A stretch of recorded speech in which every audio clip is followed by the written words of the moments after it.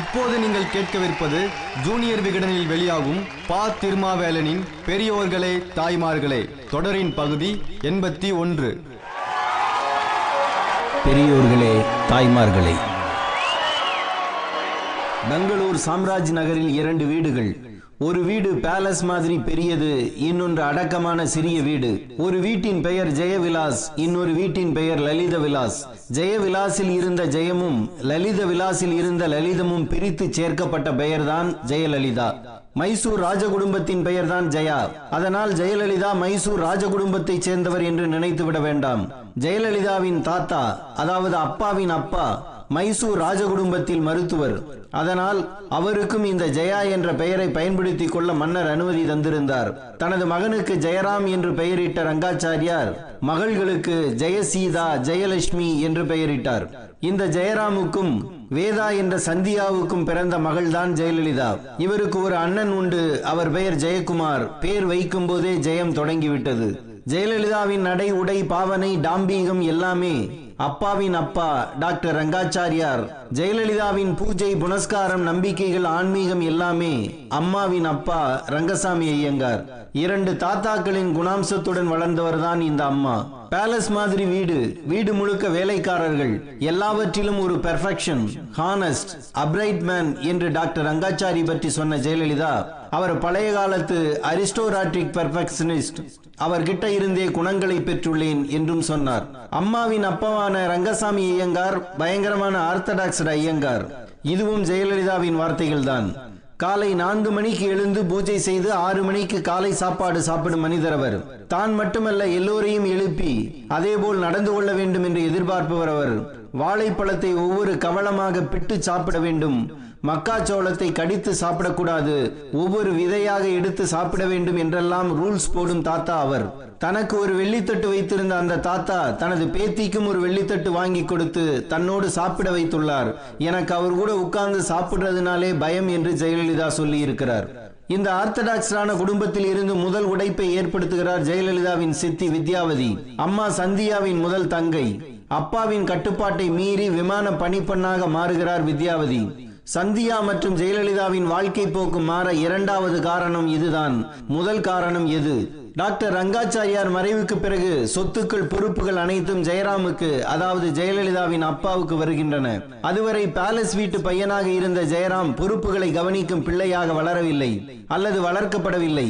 நிறைய செலவு செய்பவராக தனது தந்தை இருந்ததாகவும், அவர் படித்திருந்தார் என்றாலும் வேலைக்கு போகவில்லை என்றும், எப்போதும் டென்னிஸ் விளையாட்டிலேயே ஆர்வமாக இருந்தார் என்றும், நண்பர்களுடன் பொழுதை கழிப்பதில் காலம் கழித்தார் என்றும் ஜெயலலிதாவை எழுதியிருக்கிறார். ஹாப்பி கோ லக்கி லைஃப் என்று தனது அப்பாவின் வாழ்க்கையை ஒரு வரியில் சொன்னார் ஜெயலலிதா.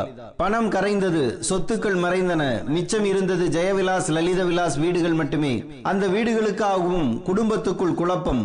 2 பிள்ளைகளையும் மனைவி சந்தியாவையும் பெங்களூரில் உள்ள தனது மாமனார் ரங்கசாமி ஐயங்கார் வீட்டுக்கு அனுப்பிவிட்டு 2 நாட்களில் இந்த பிரச்சனைகளை எல்லாம் முடித்து வைத்துவிட்டு வந்து விடுகிறேன் என்று நம்பிக்கை வார்த்தைகளை ஊட்டி அனுப்பி வைத்த ஜெயராமால் போக முடியவில்லை. 2 நாளில் இறந்து போனார். அப்பாவின் மரணம் எப்படி நடந்தது என்று எனக்கு தெரியவில்லை என்று ஜெயலலிதா சொல்லி இருக்கிறார். தந்தை இறந்த போது ஜெயலலிதாவுக்கு 3 வயது.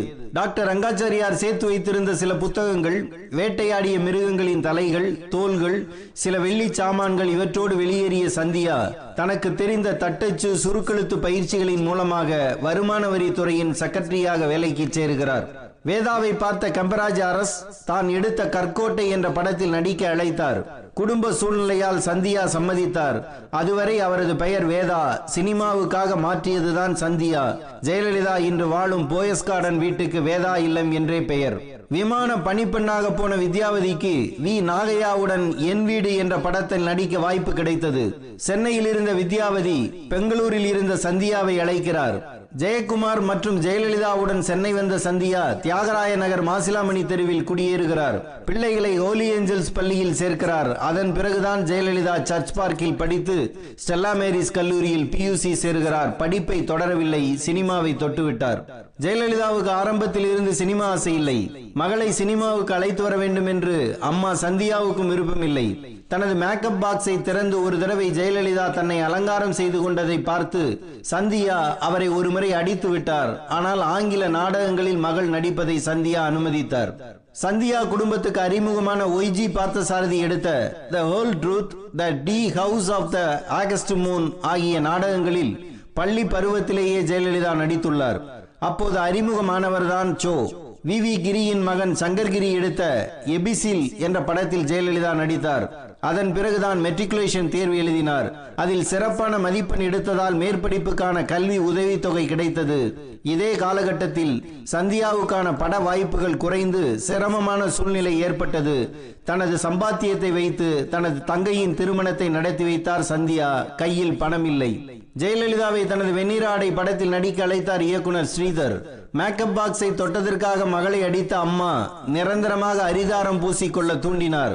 எவ்வளவு திறமையான மாணவி நீ, PhD பண்ணுவ, ஸ்கூலுக்கு பெருமை சேர்ப்பே என்று நினைத்தோமே என்றும், நீ நடிகையானதில் விருப்பமே இல்லை என்றும் சர்ச் பார்க் ஆசிரியைகள் பிற்காலத்தில் தன்னை கேட்டதாக ஜெயலலிதா எழுதியிருக்கிறார். அதற்கு அவரே காரணமும் சொன்னார். அம்மா சம்பாதித்ததை எல்லாம் சேர்த்து வைத்திருந்தால் நான் சினிமாவுக்கே வந்திருக்க வேண்டாம். என்னை நல்லா படிக்க வைத்து சாதாரணமாக இருக்கின்ற நல்ல குடும்பத்து பெண் மாதிரி 18-19 வயசிலே நல்ல இடத்தில் கல்யாணம் பண்ணி கொடுத்து பை நவ் நான் 4 குழந்தைகளுக்கு தாயாகி இருப்பேன் ஹாப்பியாக. இத்தனை அப் அண்ட் டவுன்ஸ் லைஃப்ல இருந்திருக்காது. வாழ்க்கை ரொம்ப பிளாஸ்டிக்காக ஸ்மூத்தாக வேற போயிருக்கும் என்று எழுதினார் ஜெயலலிதா. குமுதம் இதழில் 1972 காலகட்டத்தில் மனம் திறந்து சொல்கிறேன் என்ற தலைப்பில் தனது வாழ்க்கை வரலாற்றை எழுத ஆரம்பித்தார் ஜெயலலிதா.